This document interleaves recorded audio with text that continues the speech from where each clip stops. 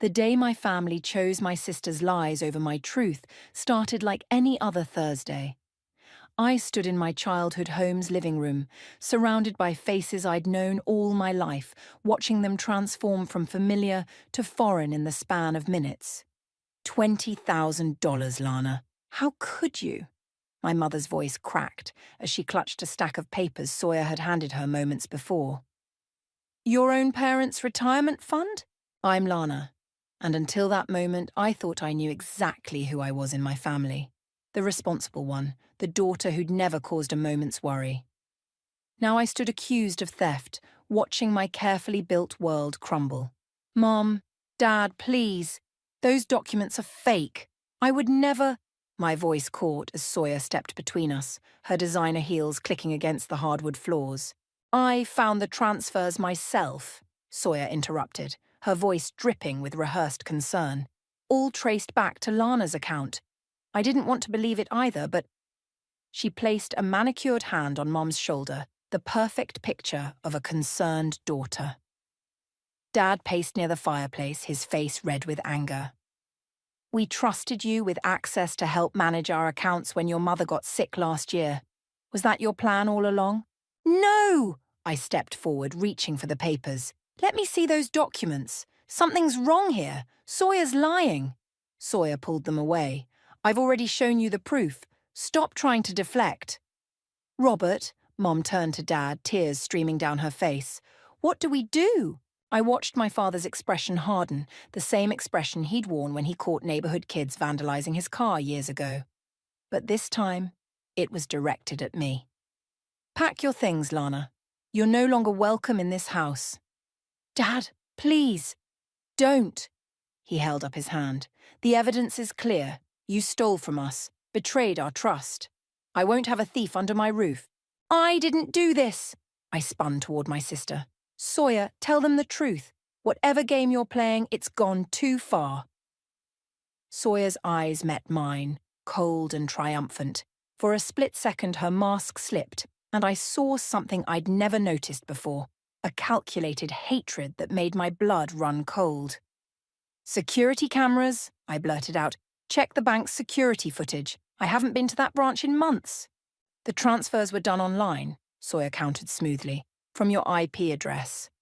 My mother sobbed harder. Just go, Lana, please, just go. Mom. I reached for her, but she turned away. You have 30 minutes to pack essentials, Dad said. We'll have the rest of your things sent to wherever you end up. I stood frozen, my world tilting on its axis. The family photos on the walls seemed to mock me. Smiling faces from happier times, Sawyer and me at her son Bailey's 16th birthday just last year, family vacations, Christmas mornings. This isn't over, I said quietly, my shock giving way to determination. The truth will come out. The truth already has, Sawyer replied, but I caught the slight tremor in her voice. Upstairs, I threw clothes into a suitcase with shaking hands. My phone buzzed. A text from Corey, my best friend since college. You okay? You're late for coffee. I typed back quickly. Everything's gone wrong. Need a place to stay. His response was immediate. My door's open.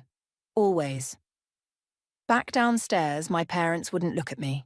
Sawyer stood by the door playing her part perfectly. The grieving sister, disappointed but righteous. When you realize what you've done, Dad said, his voice heavy. When you're ready to confess and make amends, maybe we can talk. Until then, I'll prove it wasn't me, I said, gripping my suitcase handle. And when I do, I hope you remember this moment. Remember how easily you believed the worst of me. I walked out of my childhood home, the door closing behind me with devastating finality.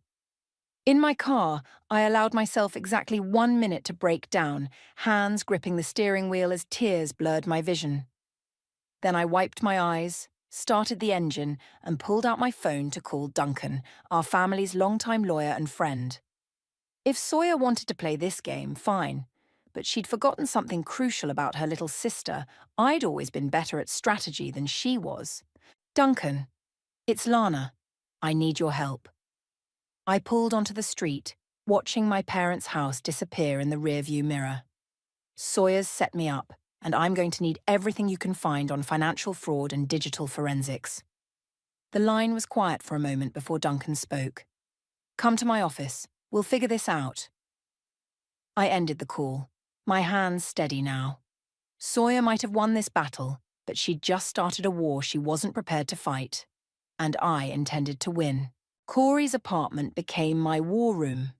3 days after being kicked out, we sat surrounded by papers, laptops, and empty coffee cups, piecing together the puzzle of my sister's betrayal. Look at this, Corey said, turning his laptop screen toward me. The timestamps on these bank transfers don't match your work schedule.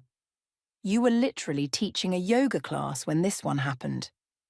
I leaned forward, squinting at the screen. Can we prove that? The gym's check-in system records instructor arrivals. I already called your manager. She's pulling the logs. The doorbell rang, making us both jump. Corey checked his security camera feed and grinned. Duncan's here. Duncan entered carrying a thick manila envelope and his signature briefcase. His tie was loosened, a rare sight for the usually impeccable lawyer. You look like hell, he said, studying my face. Thanks. You should see the other guy. I attempted a smile. Please tell me you found something. He spread documents across Corey's coffee table. Your sister's been busy. These are records of multiple accounts opened in various names, all connected to her somehow. The money trail is complicated, but it's there if you know where to look. How did you get these? Corey asked. Let's just say I still have friends at the bank. Duncan pointed to a series of transactions. See this pattern? Money moves from your parents' account to a shell account, then gets redistributed to these other accounts. The transfer that supposedly proves your guilt? It's part of a larger scheme. My phone buzzed, a text from Bailey, Sawyer's son. Mum's acting weird. Grandma and Grandpa just gave her power of attorney over everything. Shit. I showed them the message. She's moving faster than we thought. Power of attorney? Duncan straightened his tie. That changes things. We need to move quickly before she can do real damage. Corey opened another browser tab. Wait, look at this. Sawyer's LinkedIn shows she worked for a tech security firm 3 years ago. Could explain how she managed to spoof your IP address. Can we prove that's what she did? I asked. With the right expert, maybe. Duncan pulled out his phone. I know someone who specializes in digital forensics. But Lana, this won't be cheap. I don't care about the cost. I care about... My voice caught as another text came through, this time from Mom. Please stop asking people to investigate us. You're only making things worse. Corey read over my shoulder and swore softly. Sawyer's got them completely convinced. She always was good at manipulation, I said, remembering childhood incidents I'd dismissed at the time. Remember when she convinced our parents I'd broken Dad's vintage record player? I was grounded for a month. This is a bit bigger than a record player, Duncan noted dryly. My phone rang. Bailey again. I put it on speaker. Aunt Lana, Mum's at the bank with Grandma and Grandpa right now. I heard her talking about moving their investments around. Bailey, can you get any details? Account numbers? Anything? I took pictures of some papers she left in her home office. Sending them now. Duncan leaned forward. Bailey, be careful. Don't let her catch you helping us. I know, but this isn't right. What she's doing to you. To them. Bailey's voice cracked. I have to go. She's coming back. The call ended as photos started coming through. Duncan examined them closely. This is good, he said. Really good. These documents show intent to defraud. See these signature dates? They don't match the notary stamps. Will it be enough? I asked. Not yet, but it's a start. Duncan gathered his papers. I'm meeting my digital forensics contact in an hour. Corey, keep digging into those bank records. Lana, you need to stay visible. Maintain your routine. Don't give Sawyer any ammunition to paint you as unstable or desperate. I nodded, standing to walk him out. At the door, he paused. One more thing. Your sister's going to realize soon that we're investigating. When she does, she'll probably try to contact you directly. Record everything. After he left, Corey brought me fresh coffee. You okay? No. I stared into the cup. My parents think I'm a thief, My sister's stealing their retirement, and my teenage nephew is playing spy. But I'm going to fix this. We're going to fix this, he corrected. Speaking of which, look what I just found. He showed me his screen, an old local news article about a fraud case at Sawyer's former workplace. She wasn't named, but the dates matched her employment there. Send that to Duncan, I said, feeling the first real spark of hope in days. And Corey, thank you for everything. He bumped my shoulder with his. That's what friends are for. Now let's go through these bank statements again. There's got to be something we missed. I settled back into research mode, my determination growing stronger. Sawyer might have won the first round, but the game was far from over. Duncan's office felt different at night. The usual bustle of legal assistants and ringing phones was replaced by the soft hum of the air conditioning and the glow of desk lamps. I sat across from Marcus, the digital forensics expert Duncan had brought in, watching him scroll through lines of code. Your sister's good, Marcus said, adjusting his glasses, but not as good as she thinks. See these access logs? She used a VPN to mask her location, but there's always a digital footprint. Duncan leaned over Marcus's shoulder. Can you prove it was her? Better. Marcus typed rapidly. I can prove it wasn't Lana. The IP spoofing software she used left traces. Amateur mistake, really. My phone lit up with a text from Bailey. Mum's freaking out. She just got a call from the bank about suspicious activity.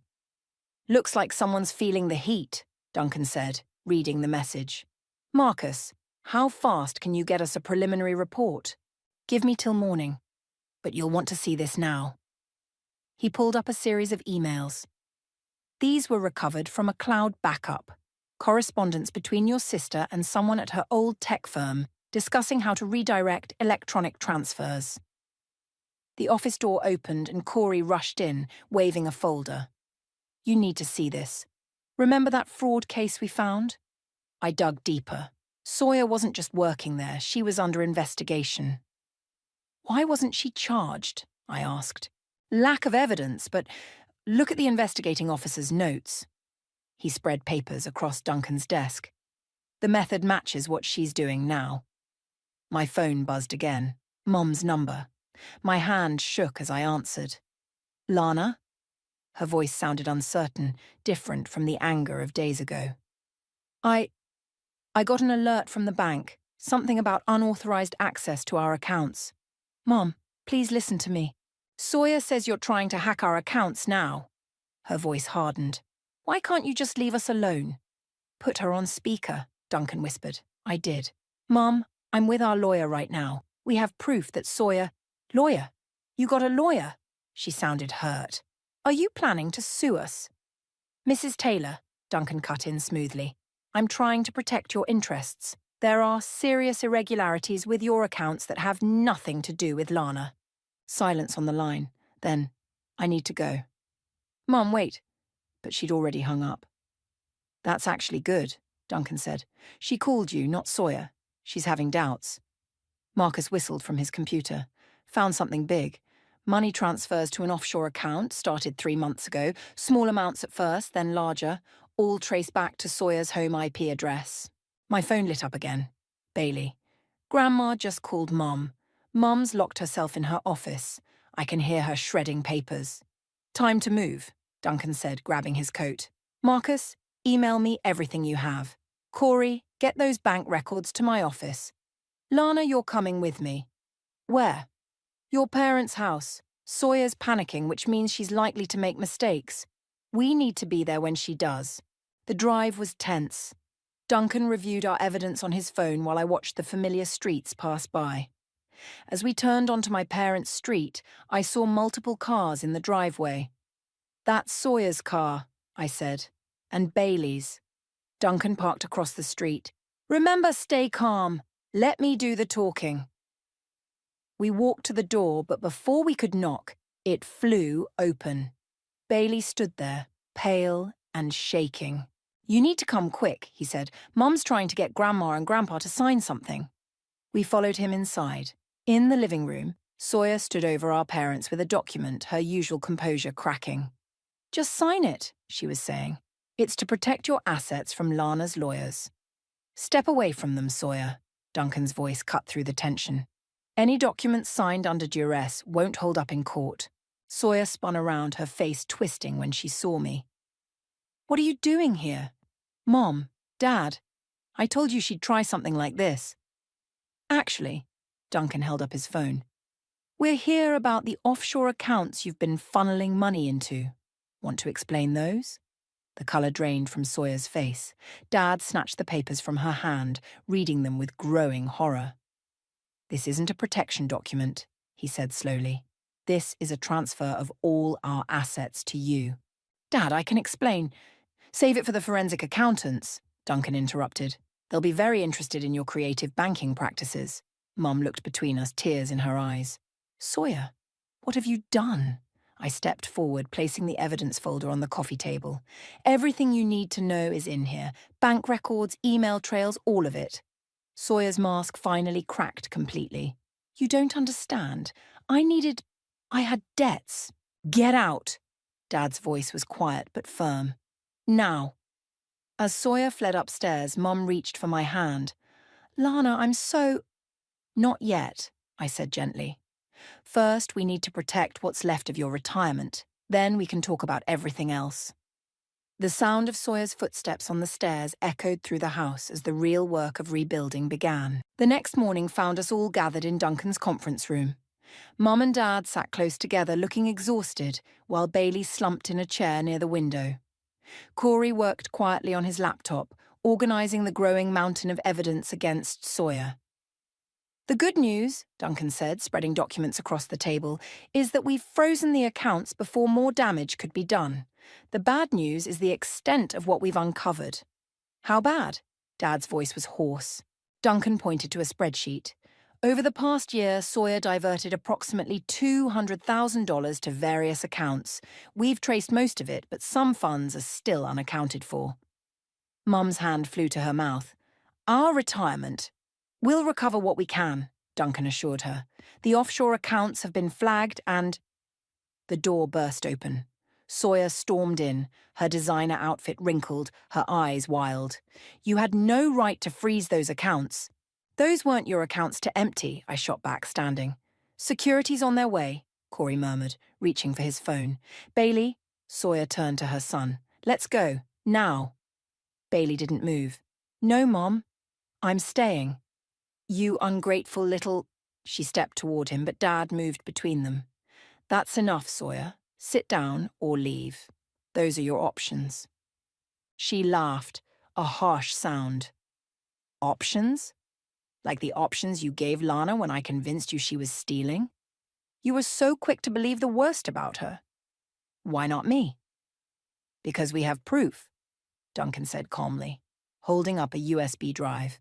Including some interesting emails about your previous employer's fraud case, the one you were never charged for. Sawyer's face went pale. You can't prove anything. Actually, Corey turned his laptop around, we can. Your IP address, your email trails, your bank records. Want to see the transaction from last Tuesday? The one you made from your favorite coffee shop's Wi-Fi? I needed that money. Sawyer's composure cracked. Do you have any idea what it's like watching perfect little Lana get all the praise? The golden child who could do no wrong? I worked for everything I have, I said quietly. While you were busy resenting me, I was building a life.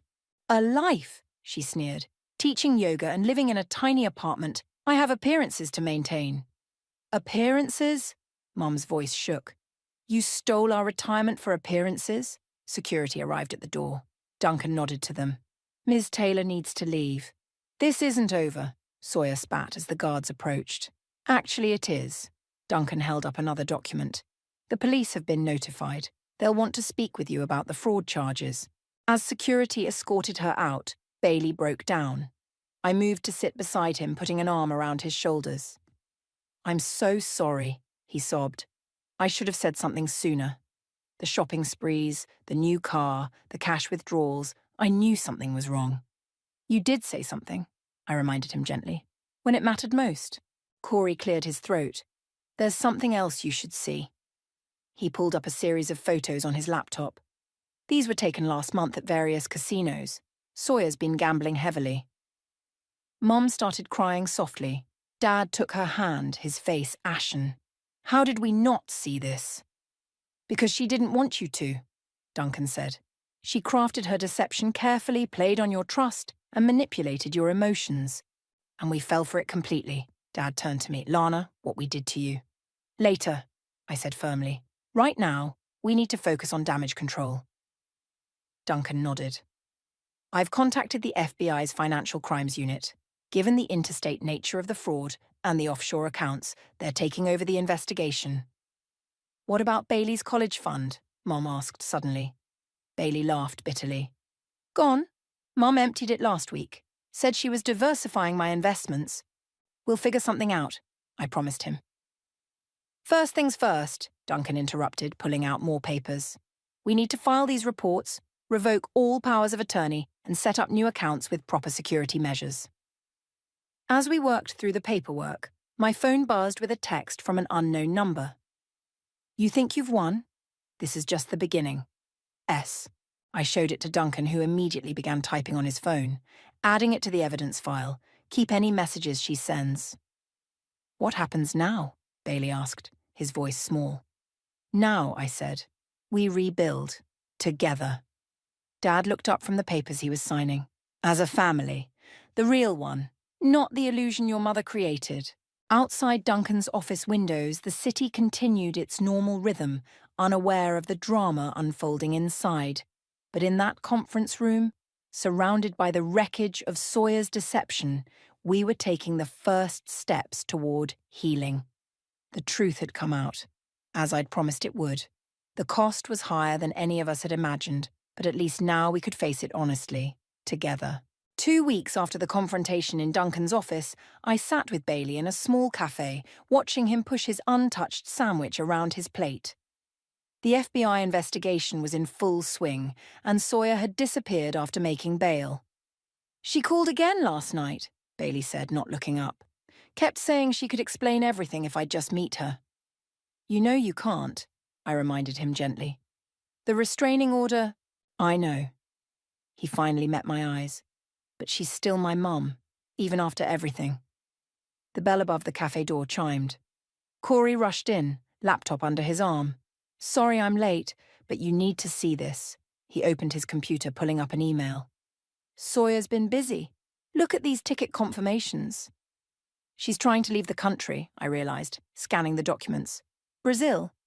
No extradition treaty, Corey explained. Duncan's already forwarding this to the FBI.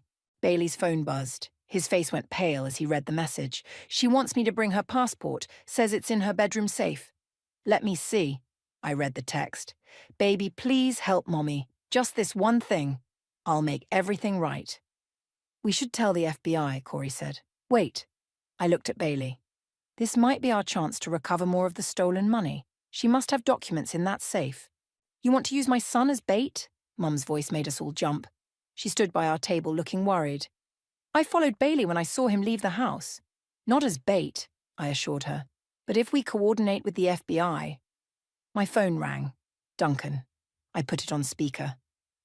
Sawyer's passport has already been flagged, he said without preamble, but there might be something else in that safe worth retrieving. The FBI wants to set up a controlled meeting. Mum sat down heavily. It's not worth the risk to Bailey. I want to do it, Bailey said firmly. Maybe she'll surrender if she sees me. 2 hours later, we sat in an FBI surveillance van, watching Bailey approach his old house through multiple camera feeds. He wore a wire, and agents were positioned around the property. Remember, Agent Sarah warned through the radio, if she shows up, don't confront her. Just get the safe contents and get out. Bailey used his key to enter. The house was dark, exactly as Sawyer had left it 2 weeks ago. We watched him climb the stairs to the master bedroom. The safe's behind her favourite painting, his voice came through clearly. She always thought that was clever. He moved the artwork, revealing a wall safe, using my birthday as the code. Classic Mom. The safe clicked open. Inside, we could see stacks of papers, USB drives, and what looked like passports. Multiple passports, Agent Sarah muttered. This just got bigger.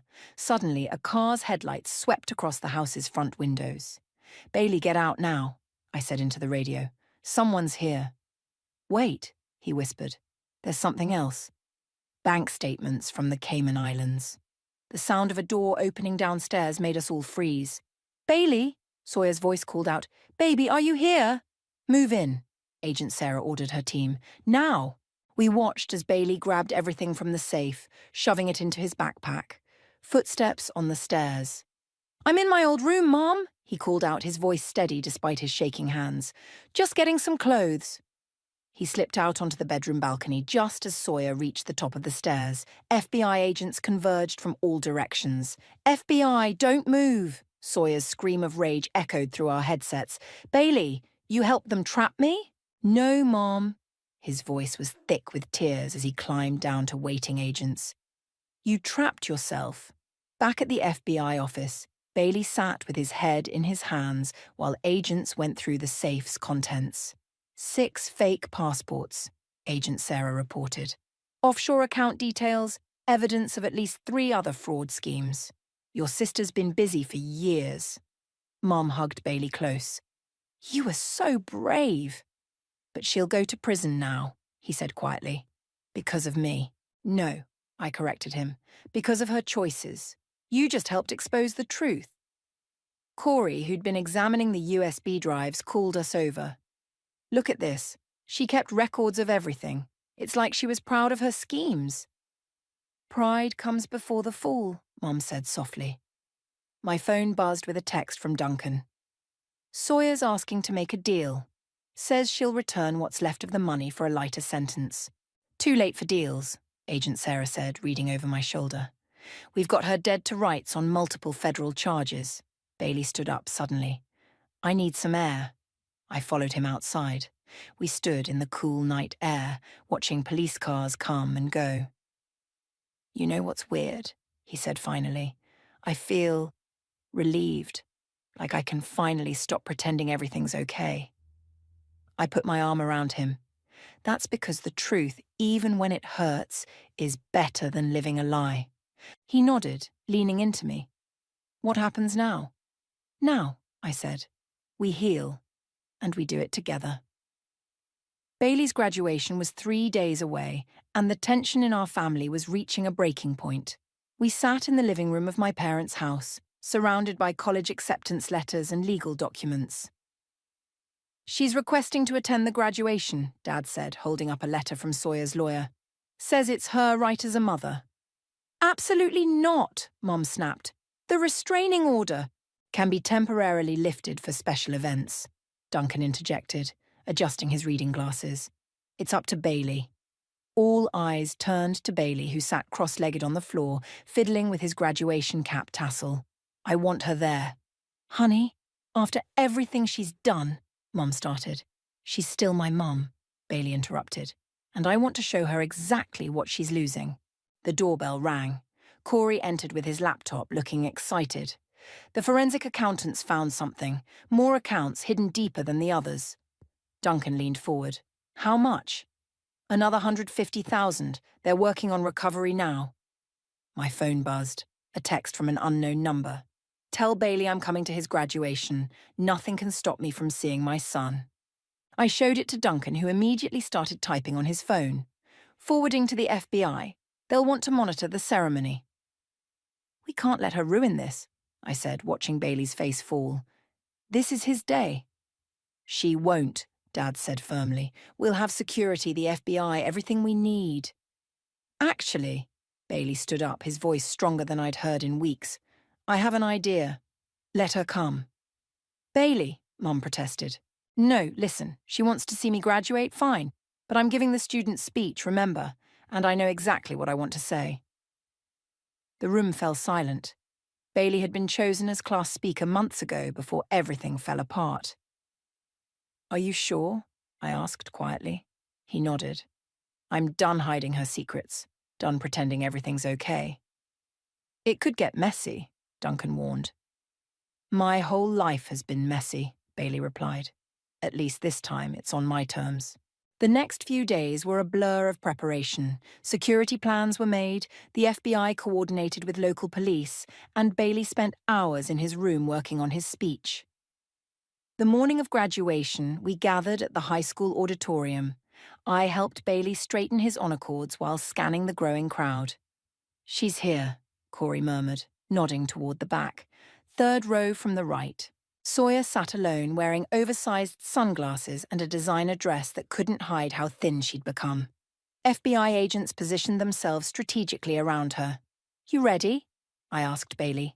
He squared his shoulders. "More than ready." The ceremony began. We watched as Bailey's classmates received their diplomas, the normal excitement of graduation tempered by the underlying tension. Then it was time for Bailey's speech. He approached the podium, adjusting the microphone. The audience fell silent. "Today marks not just our graduation," he began, "but our first step into truth. For years, I watched my family live a lie. I watched my mother steal from her own parents, frame her sister, and destroy the trust that families are built on." Gasps rippled through the crowd. Sawyer half rose from her seat, but an FBI agent's hand on her shoulder kept her down.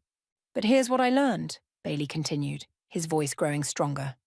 "The truth always comes out, and when it does, you have a choice. You can hide from it, like my mother did, or you can face it, learn from it, and grow stronger." I saw tears streaming down Mom's face. Dad held her hand tightly. "To my classmates, I say this: your integrity is everything. Once lost, it's almost impossible to regain. To my family, the ones who stood by me, who fought for truth, thank you for showing me what real strength looks like."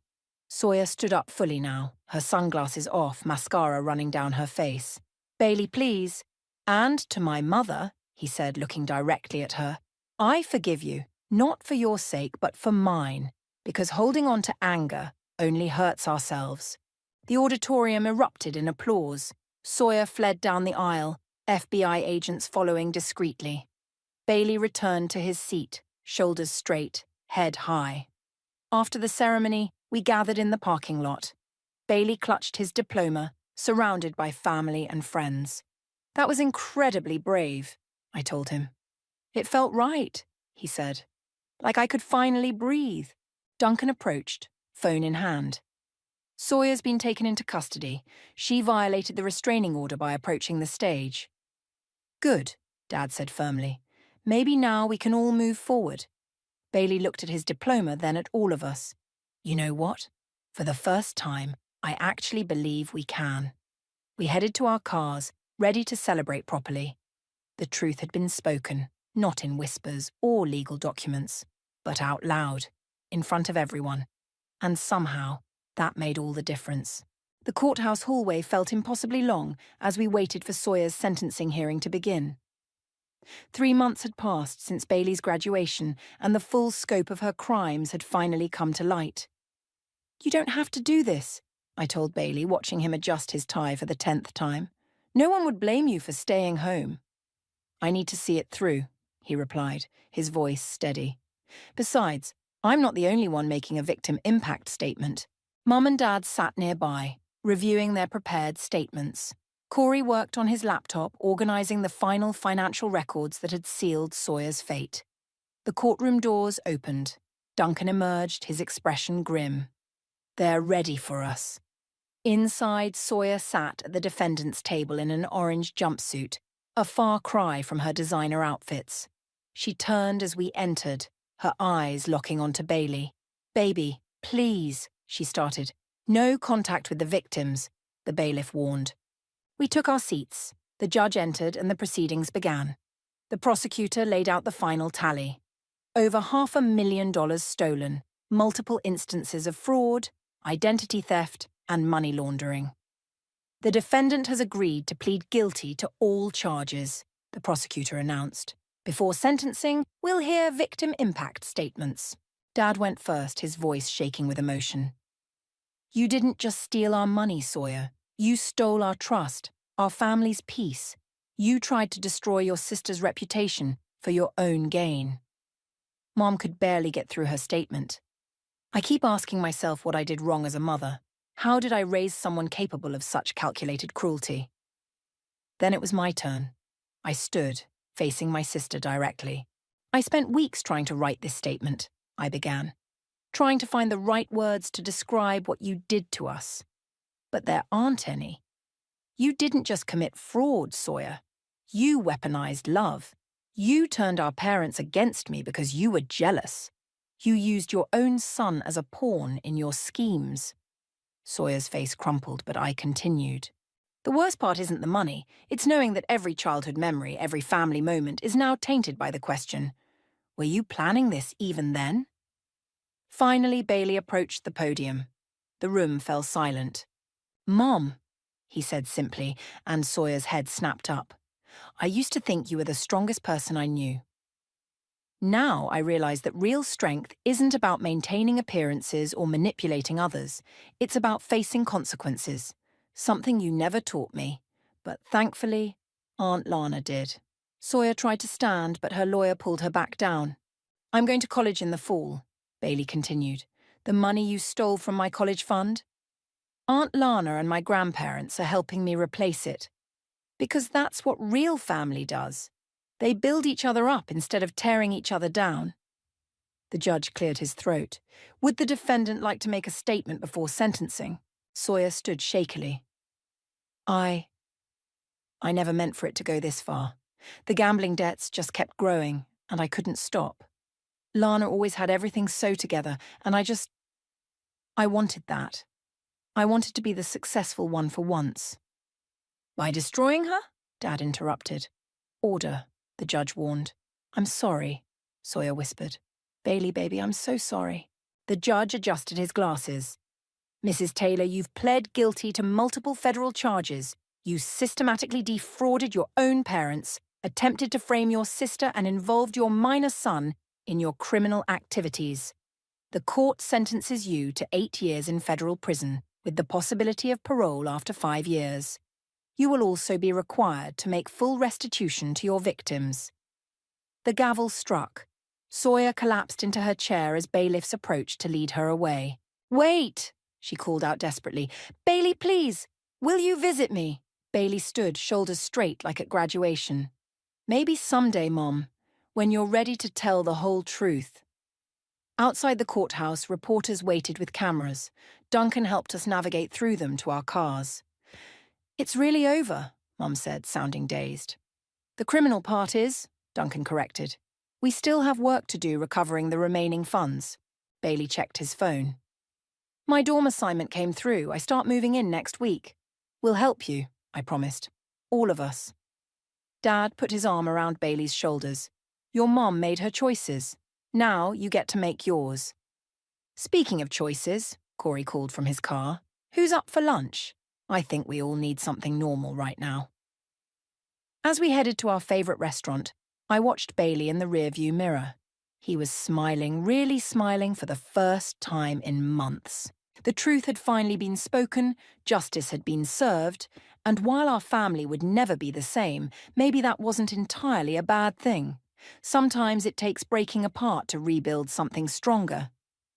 The autumn wind scattered leaves across Bailey's dorm parking lot as we unloaded the last of his belongings. Mum fussed with his bedding while Dad arranged his desk, trying to keep busy rather than face the moment we'd have to leave. Got the final restitution report from Duncan, Corey said, showing me his phone as we carried in boxes. They recovered almost everything. Your parents' retirement is secure. Good timing, I replied. One less worry for today. Bailey emerged from his dorm room looking both excited and terrified. I think that's everything. Almost everything, Dad said, pulling out an envelope. This came for you this morning, from the prison. The room went quiet. Bailey took the letter, his hands steady. She's been writing every week. I haven't opened any of them. You don't have to open this one either, Mum said softly. No, I think it's time. He broke the seal and unfolded the paper. As he read, his expression shifted from guarded to surprised. She's signed up for therapy, he said, and gambling addiction counselling. Says she's finally ready to tell the whole truth, not just about the money, but about everything. Do you believe her? I asked. I don't know, but… He handed me the letter. She included this for you, Aunt Lana. I opened the folded note.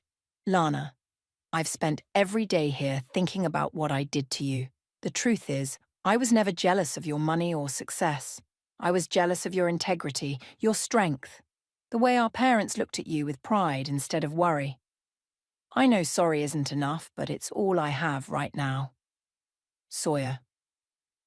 Well, Bailey watched my face.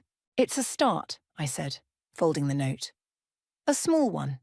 Dad cleared his throat. Speaking of starts, we should probably… Yeah, Mum's voice cracked. We should go. Bailey hugged them both, then turned to me. Thank you. For everything. For fighting for the truth when everyone else believed the lies. That's what family does, I said, pulling him close. The real kind, anyway. Oh, Corey called from the doorway. Almost forgot. Housewarming gift? He handed Bailey a small package.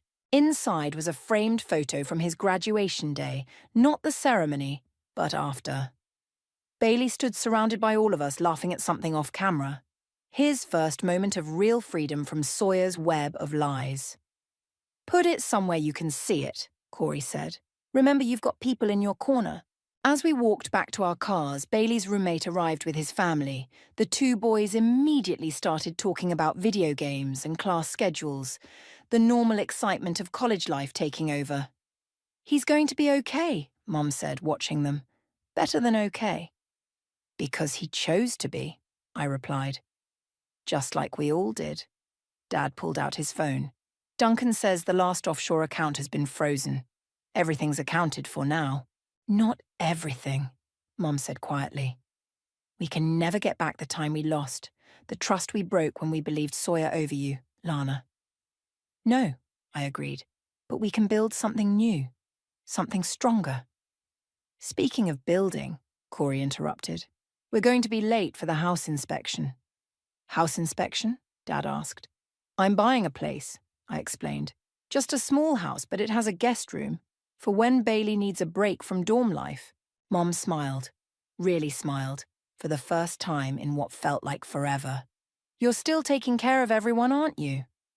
I learned from the best, I said, hugging her, even if we forgot it for a while. We said our final goodbyes to Bailey, watching him walk back toward his dorm with his new roommate. He turned once, waving, then disappeared inside to start his new chapter. In the parking lot, Dad pulled me aside. I know we've said it before, but I'm sorry for doubting you, for letting Sawyer manipulate us. I know, Dad. But look what came from it. I gestured around us. Bailey's stronger, Mom's stronger, we all are. Sometimes the truth has to break things apart before they can be rebuilt right. My phone buzzed, a text from Duncan. Final paperwork ready. Your parents' accounts are secure, new protections in place, ready to close this chapter. I looked at my family, Mom and Dad holding hands, Corey waiting by his car, Bailey's dorm rising behind us, and even thought about Sawyer, working on her own redemption in prison. The truth had cost us all something, but it had given us back ourselves. Yeah, I texted back. We're ready. Because sometimes endings aren't really endings at all. They're just the truth making space for new beginnings.